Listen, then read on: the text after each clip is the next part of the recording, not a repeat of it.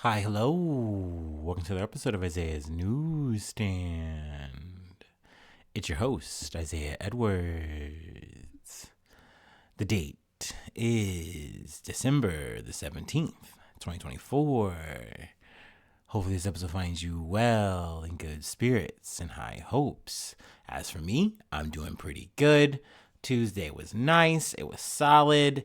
No real complaints, no real problems. Definitely busy. I'll say that. We are ending peak on a high note, but not like, good. I don't know. It's just high pressure, baby. We're just always at it.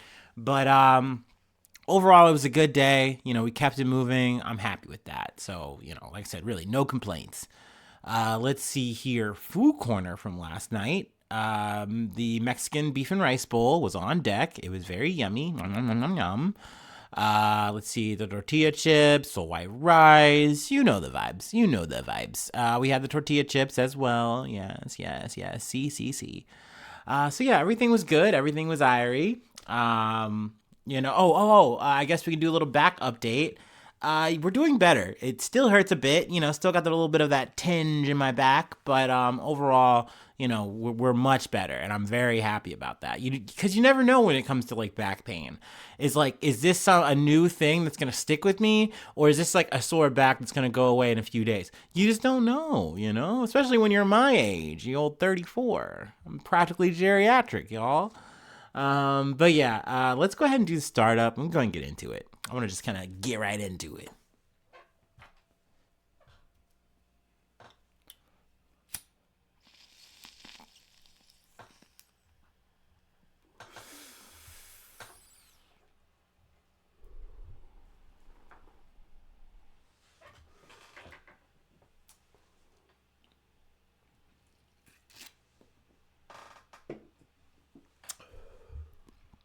All right. I'm going to start with a quick update on Luigi Mangione from Yahoo News. United Healthcare CEO shooting updates. Luigi Mangione indicted for murder as an act of terrorism and other charges in New York. The 26-year-old accused of killing United Healthcare CEO Brian Thompson earlier this month was indicted Tuesday in New York on one count of first-degree murder and two counts of second-degree murder, including one count of second-degree murder as an act of terrorism. Now, I think the most surprising count is the terrorism part, though you can see how they get there. You can see how Alvin Bragg and the prosecution gets there, because I mean, dude had a whole manifesto. We don't know if he was going to potentially do more. Blah blah blah blah. Like I get the angle. I see it. It's not really surprising. We will definitely see how this shit unfolds, I should say. But I just wanted to give that quick update so we knew what the indictment was, because obviously a lot of eyeballs are on this. A lot of motherfuckers are talking about it. I gotta say, I've been hip deep in just bad opinions, trying to and don't get me wrong, we obviously understand like this dude did a killing, yada yada yada. That's not good, or da da da da. But just motherfuckers writing about like, where's the humanity? Why are people cheering this guy on? Why do they want this guy to beat the case, or why are they so infatuated with him? Blah blah blah blah blah. It's like, because the guy he shot was like denying healthcare for like people's grandparents and shit. Also, he could just have a good bottom line. Like, sorry, dude, not many people are fucking with that guy. They're just not. And, they can be delusional about Mangione if they want to be, but like, they can at least grasp and understand how a person can get to a point where they want to do some shit like that, one way or another. Details be goddamned, whatever. So yeah, just wanted to do a quick update on that. I know we're going to be definitely covering this a bit for bit, as it, once again unfolds, as we get into the trial, what have you. But let's take it to an international level. From CNN, key Russian general killed in Moscow bomb blast claimed by Ukraine. A top Russian general accused of using chemical weapons on the battlefields in Ukraine was killed after a bomb went off in Moscow early Tuesday, Russian investigators said, in an attack swiftly claimed by Kyiv. Lieutenant General Igor Krylov. We're going to say Kirillov, sure. Kirillov, I don't know why that came in my head. Who headed Russia's radiological, biological, and chemical protection forces, was killed by a remotely detonated bomb planted in an electric scooter outside an apartment building some 7 kilometers or 4 miles southeast of the Kremlin, according to Russia's investigative committee. So that's pretty crazy. That's something that's in the heart of Russia, pretty much. And they were able to pull that off, and they're claiming it. Now I imagine there's some kind of like separatist force that's at play here that set that up, made that happen. But still, that's very major to hit up someone like this in this kind of way. We've definitely covered other kind of bomb blasts that have taken place that have like taken out like, either Russian talking heads or, like a leader like this. So let's see. Kirillov, who was 54, is the most senior military officer known to have been killed since Russia launched its full-scale invasion of Ukraine in February of 2022.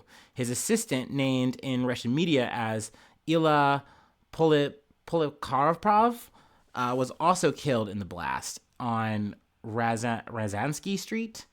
So yeah, it looks like they are like walking out of a building, and you can see like this outline before the blast goes out of the scooter, but then it just completely whites out the screen, and then over, dunzo, cooked. So I mean, once again, it's crazy that they were able to do this. The bomb packed explosive power amounting to some 300 grams of TNT. Russian state news agency TASS reported. A CNN team on the ground later saw blast marks at the entrance to a residential building, cordoned off by investigators. Russia's investigative committee has launched a probe into the attack, calling it a terrorist act. So there you go, talking about 2 terrorist acts back to back. You can definitely see the contrast there, right? You know what I mean? We're not seeing like a little, 2.5 pager or whatever manifesto here and, a ghost gun, a little plastic gun. We're talking like big old explosives. Like, I don't know, that's classico terrorism, if you ask me. I can understand and qualify that easily in my head. But yeah, I mean, it's definitely a development. I know I've missed some coverage on the Ukraine-Russia front. I know Russia definitely hit up the Russian infrastructure, and they've been kind of, I guess, maybe doing a little bit of tit for tat, since then. But I mean, I guess this is definitely an escalation. So I was like, let me not miss this. This is big news. Let me at least talk about this shit for sure. But from the Ukrainian-Russian front, let's go ahead and move to actually Tesla. A little bit of a pump our brakes and, pull over. From MSN. And I gotta say, I was a little bit perturbed because Reuters usually doesn't fuck me over, but they paywalled me. And I was like, come on, Reuters, you know me. I've been an avid reader. Every day I read from you guys, or at least weekly. Come on. But I gotta give a shout out to my mama bear. She hit me up this morning with this little nugget of news, and I was like, ooh, I can't wait to talk about this today. So thank you. But yeah, once again, from MSN. China resident who stole Tesla trade secrets gets 2-year U.S. sentence. They got him. A German-Canadian resident of China was sentenced to 24 years in prison in the U.S. for stealing electric vehicle trade secrets from Tesla for his competing EV battery business, the U.S. Department of Justice said on Monday. Klaus good luck. Mea culpa in advance. Beal. We're going to say Befugbel. That's what we're going with. 59. Pleaded guilty in June to conspiring with business partner Yilong Shao to sell Tesla's battery manufacturing secrets to uncover FBI agents posing as Long Island business people. Just a couple of businessmen. And they weren't. They were feds. But Befugbel's attorney and spokespeople for Tesla did not immediately respond to requests for comment on the sentencing. Shao, who has been charged but remains at large, could not be reached for comment. So he's in the wind. The damage is done. You got your guy on the hook. And that just kind of is what it is. I mean, y'all know how I feel about this, and this is going to dovetail pretty well with our next story here. But when it comes to espionage, am I that surprised? Am I that shocked? Am I that upset? No, no, on all counts. I don't really give a shit about that part. What I do give a shit about is usually what is the information, like how compromising is that, right? And then who is it going to affect, obviously. So in this situation, we're talking EV shit. Okay, I mean that shit's kind of dead as dicks. Like, that's why we gotta move to AI, because motherfuckers refuse to make choices that are actually going to potentially do any kind of good. And I remember doing not like a deep dive, but just listening to kind of like some counterpoints about like, okay, so, EVs, they're good for the environment, right? Of course, at least on paper. And I still agree with that sentiment, but it's not a completely 100% clean act. Like, you still have to like farm the materials to make the car. More importantly, the battery that does all the heavy lifting, and that requires lithium, and that's not some free fucking resource. And then I learned like how like lithium, gets mined, and like, oh, this doesn't look good. This doesn't feel good. This makes me feel a little bad. But yeah, I mean, that's just how the fucking shit gets done. So, it is what it is. Tesla, they're doing their own little special thing here, and it's very unique. And you can imagine that there's so many other companies that would love to be able to imitate, duplicate this kind of technology in their cars, especially when they're charging probably a lot better prices for it, whatever the fuck they're going to get. So, at the end of the day, if Tesla's the biggest loser here, I don't really give that much of a shit. I don't really think this is a big L for America, though y'all know I really wouldn't give that much of a shit if it was a big L for America. But yeah, I mean, it's interesting, and it's also interesting that one of the guys is, in absentia. He's gone. He's in the wind. He's probably not coming back. You're probably not getting that guy. But Pfugbiel, he's definitely on the hook. Hook, line, sinker. He's done. I say he's done. He's cooked. He's going in the clink for what, 2 years, 24 months. That's not bad. That's not too bad. I'm sure there's some other repercussions. You probably lost the bag you were gonna make here, because like I would assume you're only doing this kind of shit so you're making some money, right? That to me is the only motivating factor here that makes sense, and that's what sadly makes this cruel ass fucking world go round. So I'm never surprised to see people do anything and everything for it, especially spy shit. Granted, you're not gonna catch me doing that. The way my anxiety is set up, no way. I couldn't be no spy. No thanks. I would fold. I'm no James Bond, baby. I couldn't do it. But anyway, like I said, that was one half of a coin. You know what I mean? I wanted to talk about some other shit that was going on in the main headlines from BBC News. Alleged Chinese spy linked to Prince Andrew named as Yang Timbo. Tingbo? I'm gonna say Tingbo. An alleged spy who a high court judge ruled had formed an unusual degree of trust with the Duke of York has been named as Yang Tingbo. He was previously known only as H6 due to an anonymity order protecting his identity, but a high court judge on Monday said on Monday that he could be identified.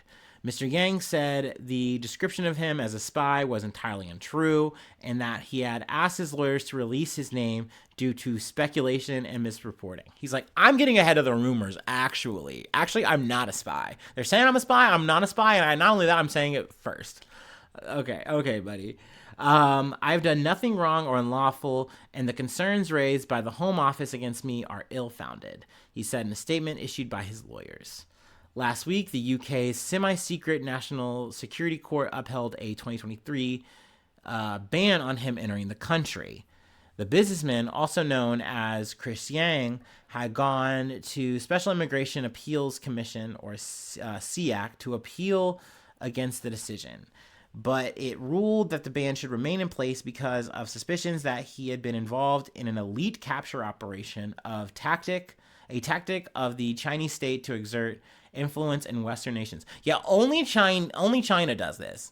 No other Western power, no other power in the world does this. Like, come on. We're all at it. And this is one of those things, it is a motif that I cannot, I always have to get into when we talk about this shit, is that you will see the spin in the news, like, oh, these guys are so bad, they're so wicked with it, they're always coming for it, they're spycraft, but at the end of the day, we are trying to do these same things. We've been doing the same things. Like, to point the finger in that way it's always annoying to me. It just doesn't feel genuine. But anyway, that's really neither here nor there, I suppose. The court heard he was invited to the prince's birthday party in 2020 and was told he could act on the prince's behalf when dealing with potential investors in China. The alleged spy was stopped and questioned by UK border police officers in November 2021 under the powers to investigate suspicions of hostile activity by a foreign state. In a letter found on one of his confiscated devices, Mr. Yang was told by one of Prince Andrew's advisors, under your guidance, we found a way to get the relevant people unnoticed in and out of the House of Windsor, That's crazy. Like, why is this guy involved in any of this shit? And then you have to understand, or you have to wonder and worry here, right? Especially if, you're the UK here, is what is this guy getting in return for all this? Like, what is going on? What is the real relationship between these two guys? Because we've talked about Prince Andrew before on the podcast. This guy's already a burned man in the UK. Like, technically, he got his shit stripped. He doesn't have any power. He doesn't really have any juice. At least he's not supposed to, right? Like, all the shit that he's been alleged to have done, he made this grand concession to be like, okay, y'all got me up against the wall. I'm just going to recluse, kind of become a recluse or, fall back from, my royal duties, and they're like, okay, cool. But he still keeps his name. They still call him Prince Andrew, the Duke of York. Like, he's still making his little shitty ass grin, still trying to say he doesn't sweat when he, sexually assaults women. Like, it's crazy that this dude is still a guy in play. And I guess that's why he's always getting caught with his hand in the cookie jar doing fucking dumb shit. Because he just can't stop himself. And now he has no juice. So now he's just, I guess, more motivated to do stupid fuck shit. Align himself with a foreign agent. That's just not a good look for the royal family. It's not a good look for the UK. It's what is it? Egg pudding on your face. I don't know. Whatever, you get bangers and mash on your ass. I don't know. It's not a good look. It's not good.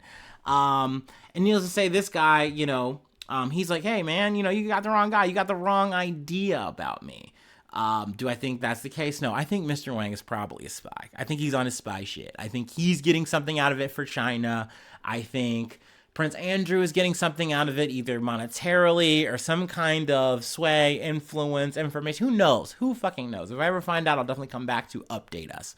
But this wasn't too surprising for me to hear about because Prince Andrew is just a lame dude. He just always is gonna try to do some just some sneaky little shit. He's some Weasley ass shit. He just can't help himself, I guess. You know what I mean? I imagine these motherfuckers are bored, and you see, like I said, I got the guy in the thumbnail. You see it. You see him. You see what this motherfucker look like.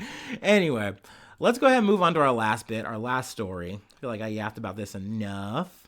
And y'all know I love talking about China.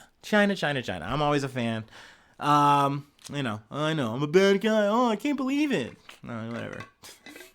And when I say I like China, I mean I like China like any other country. I don't care. At the end of the day, I think all countries are doing bad shit when you get into the weeds about what they're doing or not doing for their people, for the people around them, internationally. Everyone is at it. So no, I'm just not surprised. I think everyone's a bad actor, or at least a selfish actor. So I'm just never really that surprised. At least, China's doing some Belt and Road shit. You know what I mean? I don't know.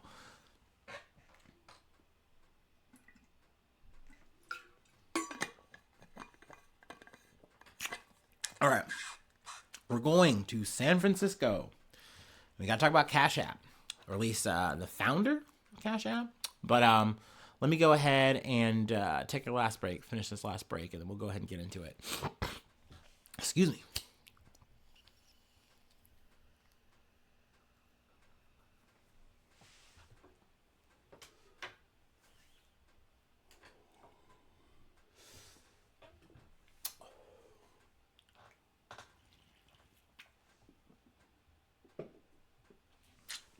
Ooh. Now, this is from the Los Angeles Times, which surprisingly didn't paywall me. So there's a little bit of karmic balance for your boy. And this is a story we've talked about before. I wanted to specifically close it out because we finally have a sentencing here. Jury can't even talk right now. Jury convicts man of second-degree murder for fatal stabbing of Cash App founder Bob Lee in San Francisco. A 40-year-old tech consultant has been convicted of second-degree murder in the fatal stabbing of Cash App founder Bob Lee in San Francisco last year. Excuse me.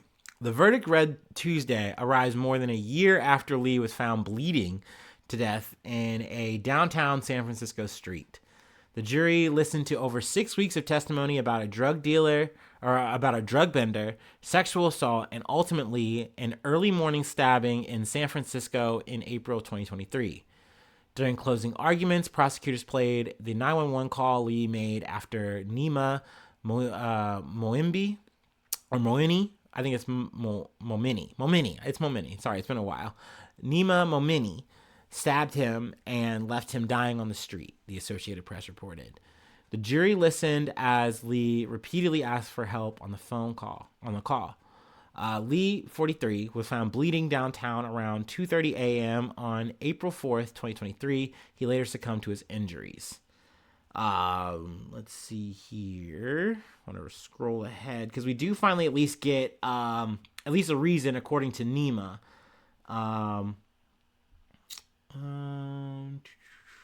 Here we go.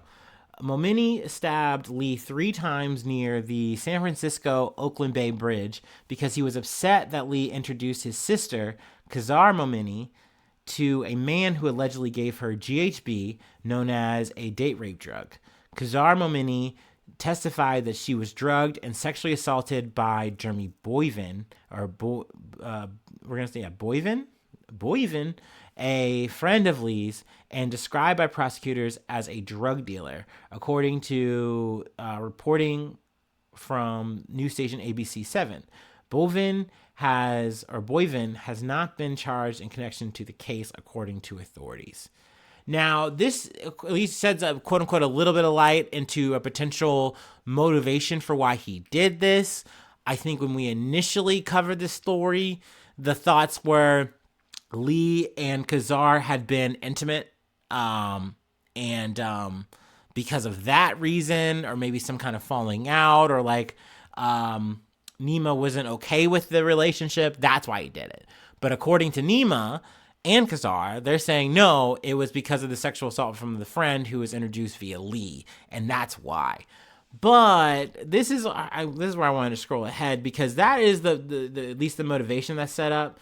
But Nima says that it was all in self-defense, and even though he picks up the knife in Lee's house, like he picks up a kitchen knife, he pockets it, he says that Lee attacks him.